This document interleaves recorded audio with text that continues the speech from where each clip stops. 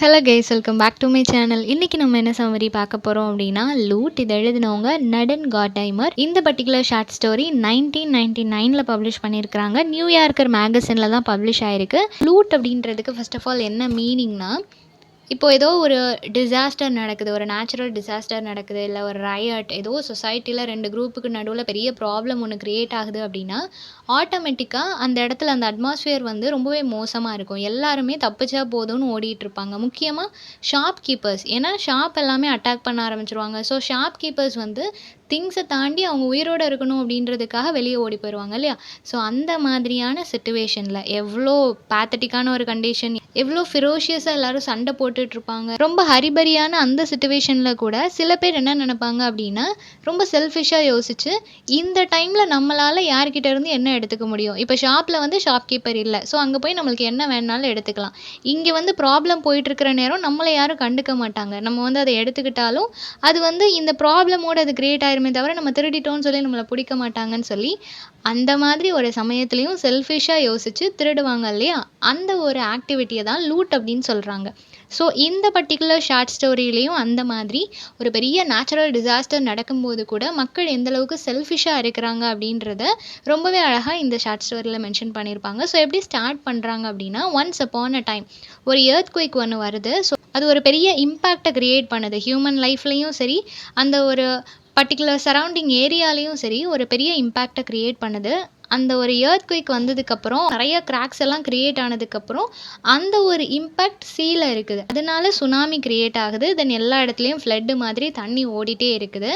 So water எல்லா இடத்துலையும் flow ஆகும்போது அதோடு சேர்ந்து நிறையா திங்ஸ் வந்து ஃப்ளோ ஆகிட்டு இருக்குது. ஆத்தர் என்ன மென்ஷன் பண்ணியிருக்கிறாங்க அப்படின்னா, சீக்கு எப்போவுமே ஒரு சீக்ரெட் இருக்கும், ஓகேவா? அந்த சீக்ரெட்டை அவ்வளோ சீக்கிரமாக அது வந்து ரிவீல் பண்ணாது.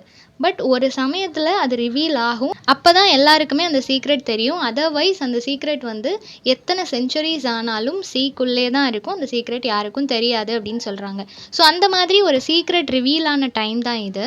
ஸோ இப்போ அந்த தண்ணி வந்து அடிச்சுட்டு போகும்போது அதில் நிறையா திங்ஸ் மிதந்து போகுது. ரெக்கான சில ஷிப்ஸாக இருக்கலாம், டேமேஜ் ஆன houses, ballroom candles, toilet bowls, இந்த மாதிரி பிளென்டி ஆஃப் திங்ஸ் வந்து லிஸ்ட் அவுட் பண்ணியிருக்கிறாங்க. அதை செக் பண்ணிக்கோங்க. ஸோ காயின்ஸ் எல்லாமே ஸ்டோனாக மாறிடுச்சு. ஏன் காயின் ஸ்டோனாக மாறிடுச்சுன்னு கொடுத்துருக்குறாங்கன்னா, அத்தனை வருஷம் அது கடலுக்குள்ளே இருந்திருக்கு. ஸோ இதில் வந்து அந்த டைமில் வெளியே இருக்கிற திங்ஸ் மட்டும் ஃப்ளோ ஆகலை. எத்தனையோ வருஷத்துக்கு முன்னாடி கடலில் மிஸ் ஆகிட்டுன்னு நினச்ச திங்ஸ் எல்லாமே ஹியூமனோட சேர்ந்து மிதந்துட்டு இருக்கு அப்படின்னு சொல்கிறாங்க. ஸோ அவங்க சீக்ரெட்டுன்னு சொன்னது இதை தான். கடலுக்குள்ளே நிறைய விஷயங்கள் வந்து புதைஞ்சு போயிடுச்சு, அது காணாமலே போயிடுச்சு, எங்கே இருக்குன்னே தெரியல அப்படின்னு சொல்லி நிறைய பேர் நினச்சிருப்போம். அது எல்லாமே ஒரு சீக்ரெட்டாக கடலுக்குள்ளே இருந்திருக்கும். இப்போது ஒரு சுனாமின்னு ஒரு விஷயம் வரும்போது அது எல்லாமே வெளியே ரிவீல் ஆகுது அப்படின்னு சொல்கிறாங்க. தொலைஞ்சு போயிடுச்சுன்னு நினச்சது எல்லாமே இப்போ வெளியே வந்துடுச்சு, எல்லாமே ரிவீல் ஆகிடுச்சு அப்படின்னு சொல்கிறாங்க. நெக்ஸ்ட் என்ன சொல்கிறாங்க அப்படின்னா, அந்த தண்ணி வந்ததுமே மக்கள் எல்லாரும் வேகமாக ஹில் ஸ்டேஷனுக்கு ஓட ஆரம்பிக்கிறாங்க. ஏன்னா ஆட்டோமேட்டிக்காக எல்லாரோட மென்டாலிட்டி அந்த மாதிரி தான் இருக்கும் இல்லையா? நம்ம ஒரு ஹைட்டான இடத்துல இருந்தோம் அப்படின்னா நம்மளோட லைஃப்பை நம்மளால் சேவ் பண்ணிக்க முடியும். வீடு, ப்ராப்பர்ட்டி அதெல்லாம் போனாலும் பரவாயில்ல, நம்மளை நம்ம காப்பாற்றிக்கிட்டோன்னா தான் நெக்ஸ்ட் என்ன பண்ணலான்றதை யோசிக்க முடியும். அதனால எல்லாருமே அந்த ஹில் ஸ்டேஷனில் ஏறிட்டு இருக்கிறாங்க.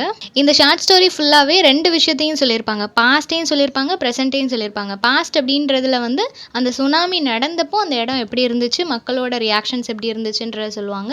அதே மாதிரி ப்ரெசென்ட் இப்போ அந்த இடம் எப்படி இருக்குது அப்படின்றதையும் மென்ஷன் பண்ணியிருப்பாங்க. 2யுமே ஷஃபில் பண்ணி தான் சொல்லியிருப்பாங்க. ஸோ நம்ம தான் அதுலேருந்து டிவைட் பண்ணிக்கணும், எது பாஸ்ட் எது ப்ரெசென்ட் அப்படின்றது. ஸோ சுனாமி வந்து அந்த டைம் வந்து பாஸ்ட், இப்போது அந்த இடம் என்ன மாதிரியான கண்டிஷனில் இருக்குதுன்னு நரேட் பண்ணுறது ப்ரெசென்ட், ஓகேவா? ஸோ சுனாமி வந்த டைமில் வந்து எங்கே பார்த்தாலும் பெல் சவுண்ட், சர்ச்சஸாக இருக்கட்டும், எல்லா இடத்துலையுமே மக்களை அலர்ட் பண்ணுவாங்க இல்லையா? சுனாமி வரப்போகுது அப்படின்னு சொல்லி தெரியும் போதே சர்ச்சஸ்லலாம் பெல் அடிக்கிறதா இருக்கட்டும், மக்களுக்கு வேறு எந்த விதத்துலலாம் அவங்கள அலர்ட் பண்ண முடியுமோ எல்லாமே பண்ணுவாங்க இல்லையா? ஸோ அந்த பெல் சவுண்ட்ஸாக இருக்கட்டும், அப்புறம் எர்த்குவேக் வந்த உடனே அந்த லேண்ட் ஸ்லைட்ஸாக இருக்கட்டும், அதோட சவுண்ட், இந்த மாதிரி நிறைய சவுண்ட் எல்லா இடமுமே ரொம்ப நாய்ஸியாக இருந்திருக்கும். ஆனால் இப்போது ஆல் ஆஃப் அ சடன் ஒரு டல்னஸ், ஒரு சைலண்ட் வந்து கிரியேட் ஆகுது. எப்போ அந்த சுனாமி வந்துட்டு போனதுக்கப்புறம், ஓகேவா?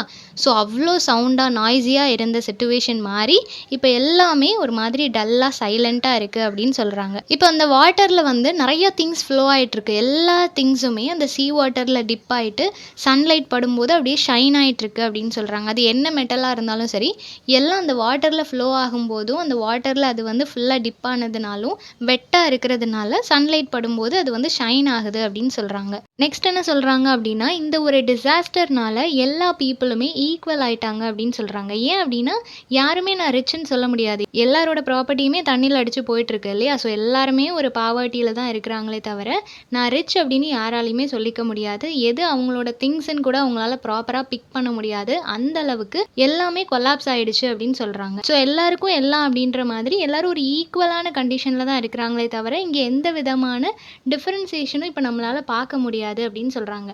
தென் என்ன நடக்குது அப்படின்னா, எல்லா திங்ஸுமே எல்லாருக்கும் அப்படின்ற மாதிரியான ஒரு கண்டிஷன். இப்போ நெறைய திங்ஸ் வந்து ஃப்ளோ ஆயிட்டிருக்கு. அதில யார் வேணா எத வேணா எடுத்துக்கலாம். யாரும் அத கொஸ்டின் பண்ண முடியாது இல்லையா? அந்த மாதிரியான ஒரு சிச்சுவேஷன் தான் அங்க கிரியேட் ஆயிட்டிருக்கு. யார் எத வேணா எடுத்துக்கலாம். அதுக்கான ஃப்ரீடம் அவங்களுக்கு இருக்கு. அத கொஸ்டின் பண்றதுக்கோ, இல்ல இது என்னோட திங்ஸ் தான் அப்படின்னு சொல்லிட்டு நம்ம ப்ரூவ் பண்றதுக்கோ நமக்கு டைம் இல்ல. அந்த பொருள அவங்க கிட்ட இருந்து வாங்கணும் அப்படின்றத தாண்டி, அவங்க உயிர காப்பாத்திக்கணும் அப்படின்றதுக்காக ஓடிட்டு இருக்கிறாங்க இல்லையா? ஸோ அந்த மாதிரியான சிச்சுவேஷன்ல யாரோட திங்ஸும் யாருக்கும் இது என்னோடது தான் அப்படின்னு சொல்லி உரிமை கொண்டாடுறதுக்கெல்லாம் இங்க டைம் இல்ல அப்படின்னு சொல்றாங்க. தென் இந்த மாதிரியான ஒரு சிச்சுவேஷன்ல கூட பீப்பிளுக்கு ஒரு அப்சஷன் கிரியேட் ஆகுது. என்ன திங்ஸ் போனாலும் அது எனக்குன்னு சொல்லி எடுத்துக்கணும்னு அவங்களுக்கு தோணுது. இவ்ளோ ஒரு கஷ்டத்துல இருக்கிறோம். நெறைய பேர் அங்க இறந்துட்டு இருக்கிறாங்க. அந்த மாதிரியான ஒரு சிச்சுவேஷன்ல கூட ஃப்ளோ ஆயிட்டு இருக்கிற அந்த திங்ஸ்ல ஏதாவது ஒண்ணு நம்மளுக்கு கரெக்ட்டா இருக்குமா அப்படின்னு சொல்லி மக்கள் தேடிட்டு இருக்கிறாங்க. ஸோ அந்த ஒரு கண்டிஷன, அந்த ஒரு வொர்ஸ்ட்டான ஒரு மைண்ட் செட் தான் ஆத்தர் பாயிண்ட் அவுட் பண்ணணும்னு நெனைக்கிறாங்க. நம்மளுக்கு முடிஞ்சா யாரையாவது ஒருத்தங்கள நம்ம சேவ் பண்ணலாம். இல்ல யாராவது ஒருத்தவங்களோட முக்கியமான ப்ராப்பர்ட்டி ஒண்ணு போயிட்டுருக்குன்னா, அத அவங்களுக்கு எடுத்து குடுக்கலாம். அந்த மாதிரி இல்லாம, அதுல நம்மளுக்கு எது தேவைப்படும்னு சொல்லி தேடி அத எடுத்துட்டு இருக்கிறாங்க இல்லையா? அந்த மாதிரி ஒரு குவாலிட்டி தான் இந்த மக்கள் கிட்ட இருக்கு அப்படின்றத சொல்றாங்க. அந்த திங்ஸ் வந்து கண்டிப்பா வேல்யூபிளா தான் இருக்கும். அது நம்மளுக்கு யூஸ் ஆகும் அப்படின்ற மாதிரி என்ன திங்ஸ் வந்தாலுமே அத எடுத்து வச்சுக்கிறாங்க. அவங்களுக்கு சேஃப்டியா வைக்கிற மாதிரி ஏதாவது ஒரு இடம் இருந்துச்சுன்னா, கிடைக்கிற எல்லா திங்ஸையும் கொண்டு அந்த இடத்துல வச்சுக்கிறாங்க. ஸோ சில பேருக்கு வந்து அது என்னன்னே தெரியல. அவங்க ஒரு திங்ஸ் எடுக்குறாங்க அப்படின்னா, அது என்னன்னே தெரியல. அது எப்படி யூஸ் பண்ணணுன்றது தெரியல. இருந்தாலும் அவங்களுக்கு ஃப்ரீயா கிடைச்சிருக்கு இல்லையா? அதனால அத எடுத்து வச்சுக்கிறாங்க. ஸோ இந்த மாதிரியும் நெறைய ஆக்டிவிட்டீஸ் நடக்கு. அந்த பீப்பிள் என்ன நினைக்கிறாங்க அப்படின்னா, அது கண்டிப்பா ஏதோ ஒரு ரிச்சான பெர்சனோடது தான். அதனால இத நம்ம வேற எங்கேயாவது குடுத்தோம்னா, நம்மளுக்கு நல்ல ரேட்ல இது போகும். ஸோ நம்மளுக்கு அமௌண்ட் கிடைக்கும் அப்படின்னு சொல்லிட்டு, அவங்களுக்கு என்ன திங்ஸ்ன்னே தெரியலன்னாலும், யாரோ ஒருத்தங்க இத ரொம்ப சேஃபா பார்த்துட்டு இருந்திருப்பாங்க. அதுதான் நம்ம கிட்ட இருக்கு அப்படின்ற ஒரு நம்பிக்கையோட அவங்க எல்லாத்தையுமே கலெக்ட் பண்ணிட்டு இருக்கிறாங்க. இப்போ அந்த திங்ஸ் எல்லாமே அவங்களோடதா மாறிட்டதாவும் நம்புறாங்க. இன்னொரு பக்கம் அவங்களுக்கு என்ன தோணுதுன்னா, நம்ம இப்ப எடுக்கலன்னா, வேற யாராவது எடுக்க போறாங்க. அதுக்கு நம்மளே எடுத்துக்கலாமே அப்படின்ற மாதிரி ஒரு மென்டாலிட்டி இருக்கு. ஈவன் அந்த இடம் வந்து ரொம்ப ஸ்லிப்பரியா, ரொம்பவே அந்த இடம் டர்ட்டியா இருக்குது. அது வந்து கடல் தண்ணியெல்லாம் அங்க வந்துருச்சு இல்லையா? ஸோ அங்கங்க பாசி பிடிச்ச மாதிரி இருக்கு. இவங்க ஒரு இடத்துல இருந்து இன்னொரு இடம் போணும்னா, அங்க எல்லாமே ஸ்லிப் ஆயிட்டு இருக்கு. அவ்ளோ டிஃபிகல்ட்டா இருக்கிற அந்த சமயத்துல கூட, அவங்க எல்லாருமே மூவ் பண்ணி போயிட்டு ஒவ்வொரு திங்ஸையும் அவங்களுக்கு தேவையானதெல்லாம் எடுத்து வச்சுட்டு இருக்கிறாங்க. தென் அங்க யாருமே நோட்டீஸ் பண்ணல. இவ்ளோ தண்ணி வந்துடுச்சு. ஆனா எந்த தண்ணியிலயுமே மீன் எதுவுமே இருந்த மாதிரி இல்லையே. எந்த ஃபிஷ்ஷையுமே நம்ம பார்க்கலையே அப்படின்னு சொல்லி யாருமே யோசிக்கல. இந்த மாதிரியான விஷயங்கள் எல்லாம் அவங்க யோசிக்க மாட்டாங்க. எந்த திங்ஸ் நம்மளுக்கு ஆப்ட்டா இருக்கும், எத எடுத்துக்கிட்டா அத நல்ல அமௌண்ட்டுக்கு சேல் பண்ண முடியும், அப்படி மட்டும் தான் அவங்க யோசிக்கிறாங்க. பட் அந்த ஃபிஷ்ஷஸ் எல்லாம் எங்க போச்சு அப்படின்றத அவங்க யோசிக்கல அப்படின்னு சொல்றாங்க. ஆக்சுவலா அந்த ஃபிஷ்ஷஸ் எல்லாமே அந்த சீயோட அந்த டீப்பஸ்ட் பிளேஸ்க்கு போயிரும். ஸோ அது வந்து சேஃப்டியா தான் இருக்கும். அது வெளிய வந்துச்சுன்னா தான் அதுக்கு ப்ராப்ளம் அப்படின்றது தெரியும். கடல்ல வந்து ஏதோ ஒரு ப்ராப்ளம் கிரியேட் ஆக போகுது அப்படின்றது ஃபர்ஸ்ட்டே அங்க இருக்கிற எல்லா கிரியேச்சருக்கும் தெரிஞ்சிரும் இல்லையா? ஸோ அது ஒரு சேஃபான இடத்துல போய் இருந்துக்கும். அதுக்கப்புறம் தான் அந்த நேச்சுரல் டிசாஸ்டர் எல்லாமே நடக்கிறது. ஸோ இந்த பீப்பிள சுத்தி நெறைய அன்நேச்சுரலான, ரொம்ப மிஸ்ட்ரியான நெறைய விஷயங்கள் நடந்துட்டு இருக்கும்போது கூட, நம்மளுக்கு தேவையான திங்ஸ் எவ்வளோ எடுத்துக்க முடியுமோ, அத எடுத்துக்கணும்னு சொல்லி நெனைக்கிறாங்க இல்லையா? அந்த ஒரு செல்ஃபிஷ் நேச்சர தான் இந்த ஆத்தர் வந்து பாயிண்ட் அவுட் பண்ணணும்னு சொல்லி நெனைக்கிறாங்க. இது ரொம்பவே வொர்ஸ்ட்டான ஒரு கண்டிஷன் இல்லையா? நம்ம உயிர் பொழச்சா போதும் அப்படின்னு சொல்லி ஓடுறது வேற. அத தாண்டி வேற யாரோ ஒருத்தங்க இழந்துட்டதா அவங்க ஃபீல் பண்ணிட்டு இருக்கிற ஒரு திங்ஸ இந்த மாதிரியான ஒரு சிச்சுவேஷன்ல நம்ம கேப்சர் பண்றது ரொம்ப வொர்ஸ்ட்டான கண்டிஷன் இல்லையா? நெக்ஸ்ட் என்ன சொல்றாங்க அப்படின்னா, இப்போ மென், விமன், சில்ட்ரன் இந்த மாதிரி எல்லா டைப் ஆஃப் பீப்பிளுமே சாண்ட் வந்து கவர் பண்ணிடுச்சு. ஸோ அவங்க வந்து இப்போ அந்த மாதிரியான ஒரு சிச்சுவேஷன்ல ஃபுல்லா கவர் ஆகி போய் இருக்கிறாங்க. அவங்களால பிரீத் பண்ண முடியல. யாராவது ஒருத்தங்க ஹெல்ப் பண்ணி அவங்கள அதுலேருந்து ரெஸ்க்யூ பண்ணணும். அந்த மாதிரியான கண்டிஷன்லேயும் நெறைய பீப்பிள் இருக்கிறாங்க. நெறைய பேர் வந்து அவங்களோட லைஃப்க்காக போராடிட்டு இருக்கிறாங்க. ஸோ இவ்ளோ பேத்தட்டிக்கான கண்டிஷன்லேயும் சில மக்கள் வந்து அவங்களுக்கு என்னெல்லாம் திங்ஸ் கிடைக்குதோ அதெல்லாம் எடுத்துட்டு இருக்கிறாங்க. அவங்க எந்த அளவுக்கு ஆர்வமா எடுத்துட்டு இருக்கிறாங்க அப்படின்னா, அவங்க என்ன தொலைச்சாங்கன்றதே மறந்து போயிட்டாங்க. இப்போ ஒரு பெர்சன் வந்து அவங்கள சுத்தி இருக்கிற நெறைய திங்ஸ கலெக்ட் பண்ணிட்டு இருக்காங்கன்னா, ஆல்ரெடி அவங்களோட ஃபேமிலி தண்ணீல போயிருக்கும். அவங்களோட ப்ராப்பர்ட்டீஸ் எல்லாம் தண்ணீல போயிருக்கும். அதெல்லாம் அவங்களுக்கு கவல இல்ல. இந்த மொமெண்ட் எனக்கு இந்த திங்ஸ்லாம் கிடைக்குதா? சாப்பிடுறதுக்கு ஏதாவது கிடைக்குதா? அதெல்லாம் நான் வந்து சேர்த்து வச்சுக்கிறேன். இந்த மாதிரி அவங்க வந்து அப்ப கிடைக்கிறத மட்டும் யோசிக்கிறாங்களே தவிர, அவங்க இழந்த விஷயங்கள எல்லாம் யோசிக்கல அப்படின்னு சொல்றாங்க. ஸோ இப்போ ஆல்மோஸ்ட் அந்த ஒரு ஃபோர்ஸ் வந்து கொஞ்சம் கம்மியாயிருக்கு. ஸ்டார்ட்டிங்ல இருந்த மாதிரி இல்ல. பட் எல்லா இடத்துலயும் தண்ணி இருக்குது. பட் ஒரு சைலன்ஸ் இருந்துச்சுன்னு பார்த்தோம் இல்லையா? அது நார்மல் ஆகும்போது, அந்த ஃபோர்ஸ் கம்மியாகும்போது ஒரு சைலன்ஸ் கிரியேட் ஆச்சுன்னு பார்த்தோம் இல்லையா? அந்த சைலன்ஸ் வந்து இப்போ பிரேக் ஆகுது. எதுக்காகன்னா, நெறைய பீப்பிள் வந்து சத்தம் போட ஆரம்பிக்கிறாங்க. அவங்களோட ரிலேட்டிவ்ஸா இருக்கட்டும், ஃபேமிலி, ஃப்ரெண்ட்ஸ், அவங்களோட குழந்தைங்க, பேரண்ட்ஸ் இந்த மாதிரி எல்லாரும் எங்க இருக்கிறாங்கன்னு சொல்லி ஒவ்வொருத்தங்க நேமா சொல்லி ஷவுட் பண்றாங்க. அவங்க எங்கேயாவது இருக்கிறாங்களா? நம்ம கிட்ட வந்துருவாங்கன்னு சொல்லிட்டு ஒவ்வொருத்தங்களா ஷவுட் பண்ணிட்டே இருக்கிறாங்க. ஸோ அவங்களோட ஃபேமிலிய அவங்க வந்து தேடி அப்படி கத்திட்டு இருக்கிற சமயத்துல, வந்து ஒரு ரோரிங் சவுண்ட் கிரியேட் பண்றது, அங்க ஒரு சேஞ்சஸ் கிரியேட் ஆகுறது அவங்களுக்கு தெரியல. இந்த மொமெண்ட் ஒரு சைலன்ஸ் கிரியேட் ஆயிருக்கு. இதோட நம்ம எல்லாரோடையும் சேர்ந்து எங்கேயாவது சேஃபா போயிரணும் அப்படின்றது மட்டும் தான் மக்களுக்கு இருக்கு. ஸோ அவங்க வந்து கன்டினியூஸா கத்திட்டே இருக்கிறாங்க. பட் அந்த சவுண்ட்ல நேச்சர் என்ன மாதிரியான சவுண்ட் கிரியேட் பண்ணுது அப்படின்றத அவங்க நோட்டீஸ் பண்ணல. ஸோ அகெயின் ஒரு கிரேட் விண்ட் ஒண்ணு கிரியேட் ஆகுது அப்படின்னு சொல்றாங்க. அது அகெயின் அவங்கள வந்து அட்டாக் பண்றதுக்கு ரெடி ஆகுது.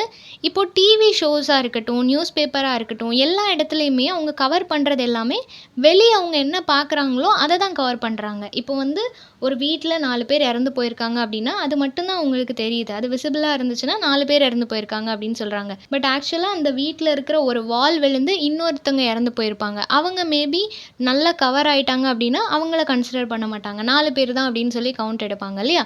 ஸோ அந்த மாதிரி டிவி ஷோஸ், நியூஸ்ல எல்லாம் காட்டுறது எல்லாமே அவங்க வெளிய பார்க்குற கவுண்ட்ட மட்டும் தான். வெளிய அவங்களுக்கு எத்தன பேர் இறந்துட்டதா தெரியிறாங்களோ, அவங்கள மட்டும் தான் அவங்க ஷோ பண்றாங்க அப்படின்னு சொல்றாங்க. ஏன் இவங்க இத இவ்ளோ கான்ஃபிடென்ட்டா சொல்றாங்கன்னா, இன்னுமே அந்த ஹில்ஸ்ல நெறைய பேர் ஏறுனாங்க இல்லையா? அவங்க இன்னும் கீழ இறங்கி வரவே இல்ல. ஸோ அந்த மக்கள பத்தி யாருமே எதுவுமே நோட்டீஸ் பண்ணல. அவங்கள பத்தி எந்த நியூஸ் பேப்பர்லயுமே பேசல அப்படின்னு சொல்றாங்க. ஸோ நியூஸ் பேப்பர் கவர் பண்றது எல்லாமே விசிபிளா இருக்கிறது மட்டும் தான். இன்னர் ஹிட்டன் ட்ரூத் எதுவுமே அவங்களுக்கு தெரியல அப்படின்னு சொல்றாங்க. நெக்ஸ்ட் என்ன சொல்றாங்க அப்படின்னா, இந்த டெட் பாடிஸ் கவுண்ட் அவங்க குடுக்குறாங்க இல்லையா? இத்தன பேர் சுனாமியால இறந்து போயிருக்கிறாங்கன்னு சொல்லி கவுண்ட் குடுக்குறாங்க இல்லையா? அந்த கவுண்ட் எல்லாமே ரிஜெக்ட் பண்ண டெட் பாடிஸ் அப்படின்னு சொல்றாங்க. இந்த சுனாமில ஒரு பெரிய வேவ் வந்து எல்லாரையுமே இழுத்துட்டு போயிடுச்சு. அதுல சில பேரோட டெட் பாடிஸ் மட்டும் தான் வெளிய இருந்திருக்கும் இல்லையா? ஸோ அவங்களோட கவுண்ட் மட்டும் தான் இவங்க குடுக்குறாங்களே தவிர, மொத்தமா எத்தன பேர் இறந்து போனாங்கன்ற கவுண்ட் அவங்களால குடுக்க முடியாது அப்படின்னு சொல்றாங்க. நெக்ஸ்ட் என்ன அப்படின்னா, பவர் ஆஃப் இமேஜினேஷன். இமேஜினேஷனோட பவர பத்தியும் பேசுறாங்க. நெறைய பேர் வந்து யோசிப்பாங்க இல்லையா? அவங்களுக்கு என்னாச்சு? இவங்களுக்கு என்னாச்சு? ஒரு வேளை இப்படி நடந்திருக்குமோ, அப்படி நடந்திருக்குமோன்னு நெறைய விஷயங்கள் யோசிப்பாங்க இல்லையா? ஸோ இந்த மாதிரி ஒரு ப்ராப்ளம் வரும்போது தான் நம்ம நெறையா திங்க் பண்ணுவோம். அந்த மாதிரி பவர் ஆஃப் இமேஜினேஷன பத்தி பேசுறாங்க. நெக்ஸ்ட் என்ன சொல்றாங்க அப்படின்னா, ஒரு மேனோட ஆக்டிவிட்டீஸ டிஸ்கிரைப் பண்றாங்க. ஒரு மேன் இருக்கிறாரு. அவர் வந்து எப்பவுமே ஏதாவது ஒண்ணு சர்ச் பண்ணிட்டே இருப்பாரு. அவரோட ஹோல் லைஃப்லயும் அவருக்கு ஒரு விஷயம் வேணும். அது என்ன அப்படின்றத தேடிக்கிட்டே இருக்கிறாரு. ஈவன் அவருக்கு நெறைய விஷயங்கள் அவர்கிட்ட இருக்கு. நெறைய திங்ஸ் வச்சிருக்கிறாரு. ரொம்பவே நல்ல ஒரு லைஃப் லீட் பண்றாரு. இருந்தாலும் அவ்ளோ விஷயம் அவர்கிட்ட இருந்தும், ஒரு விஷயம் அவர் தேடுற அந்த ஒரு திங்ஸ் அவர்கிட்ட இல்லாததுனால, அவர் ஏதோ கம்ப்ளீட் ஆகாத மாதிரி ஃபீல் பண்றாரு. ஸோ அவரோட லைஃப் ஃபுல்லாவே அந்த ஒரு விஷயத்த அவர் தேடிட்டே இருக்கிறாரு. அவர் ஒரு ஹில் சைட்ல ரொம்பவே பீஸ்ஃபுல்லான ஒரு பெரிய வீட்ல இருக்கிறாரு. அவருக்கு ரொம்ப புடிச்ச ஒரு லவபிளான ஒய்ஃபோட தான் லைஃப்ப லீட் பண்ணிட்டு இருக்கிறாரு. இது எல்லாமே பாஸ்ட்ல. ஓகேவா? பிரசன்ட்ல இப்போ அவர் வந்து ரிட்டயர்ட் ஆயிட்டாரு. ரொம்ப வருஷத்துக்கு முன்னாடியே அவரோட ஒய்ஃபோட அவருக்கு டிவோர்ஸ் ஆயிடுச்சு. ஸோ இப்போ அவர் லீட் பண்ணிட்டு இருக்கிறதும் ஒரு குயட் லைஃப். எந்த ஒரு ப்ராப்ளமும் இல்லாம ரொம்பவே அமைதியான ஒரு லைஃப் லீட் பண்ணிட்டு இருக்கிறாரு. இப்போ ஓஷன் வந்து அதோட சீக்ரெட்ட ரிவீல் பண்ணியிருக்கு. சுனாமி வந்து கடலுக்குள்ள இருக்கிறது எல்லாமே வெளிய வந்துச்சு இல்லையா? ஸோ இந்த ரிவீல் பண்ணியிருக்கிற இந்த மொமெண்ட் அவர் வந்து நினைக்கிறாரு, சரி ஓகே. இப்போ நான் எனக்கு புடிச்ச அந்த திங்ஸ நான் தேட போறேன். எனக்கு இப்போவாது அது கிடைக்குதான்னு சொல்லி நான் பார்க்க போறேன்ட்டு, இப்போ அந்த குரூப்பா சேர்ந்து நெறைய கிரவுட் அவங்களுக்கு தேவையான திங்ஸ் எல்லாம் கலெக்ட் பண்ணிட்டு இருக்கிறாங்க இல்லையா? அவங்களோட சேர்ந்து இவரும் அந்த திங்ஸ வந்து தேட ஆரம்பிக்கிறாரு. அப்படி இவர் நெறைய ஸ்ட்ரேஞ்ச் திங்ஸ் எல்லாம் கலெக்ட் பண்ணும்போது, அத தேடும்போது நெறைய விஷயங்கள் இவர் கண்ல படுது. நெறைய விஷயங்கள் எடுக்கிறாரு. பட் எதையுமே இவருக்கு எடுக்க தோணல. எதுவுமே இவர் தேடுற அந்த பொருள்னு இவருக்கு தோணல. ஸோ அது வந்து கரெக்ட்டா இந்த பொருள் தான் நான் தேடிட்டு இருந்தேன் அப்படின்னு தோன்ற வரைக்கும் அவர் தேடிக்கிட்டே இருக்கிறாரு. அட் லாஸ்ட் அவர் ஒரு விஷயத்த பார்க்குறாரு. அது ஃபுல்லா ஷெல்ஸ்னால கவர் ஆயிருக்குது. சன்லைட் அது மேல படும்போது ரொம்பவே ஷைனிங் ஆகுது. அது ஒரு மிரர். ஸோ அந்த மிரர் எடுத்துக்கிறாரு. அத பார்த்த உடனே இவருக்கு சர்ப்ரைசிங்காவும், அட் த சேம் டைம் ரொம்ப ஹாப்பியா ஃபீல் ஆகுது.